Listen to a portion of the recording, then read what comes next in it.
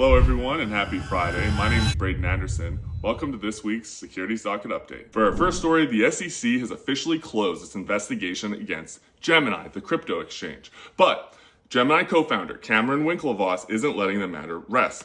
On a post on X, Winklevoss accused the SEC of damaging the crypto industry and called for sweeping reforms. Among his demands, reimbursing defendants for 3 times their legal costs when enforcement actions fail, and publicly firing SEC staff involved in unsuccessful investigations. For our second story, the SEC has directed all employees to return back to the office full-time starting April 14th.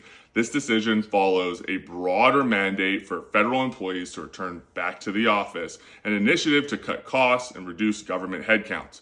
The move affects all SEC staff, with limited exceptions for those who have pre-existing remote work agreements, and some critics argue that requiring full-time in-office work could hinder the agency's ability to attract and retain top talent, especially in enforcement and regulatory roles. For our third story, Uniswap, the company behind the largest decentralized trading platform on Ethereum, announced that the SEC has officially closed its investigation with no enforcement action. The probe initially focused on whether Uniswap was operating as an unregistered exchange and broker.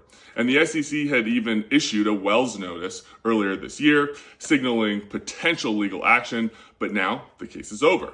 With both Gemini and Uniswap now walking away without penalties, this signals a broader shift in the SEC's stance on both decentralized finance and crypto. Our fourth story, the SEC, in a controversial move, apparently plans to eliminate its regional director position as part of a broader cost-cutting measure. Sources say that the administration has pressured the agency to streamline operations, leading to the decision to remove leadership roles across its 10 regional offices. We actually, as part of the Securities Docket newsletter, polled the audience and asked, should the SEC eliminate this position?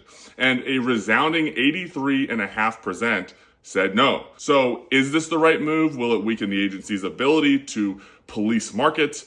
I personally don't think that this is the right position to cut. Cut some less productive staff attorneys, but cutting leadership may not work as they intend. For our fifth story, the SEC has dropped its litigation against Coinbase.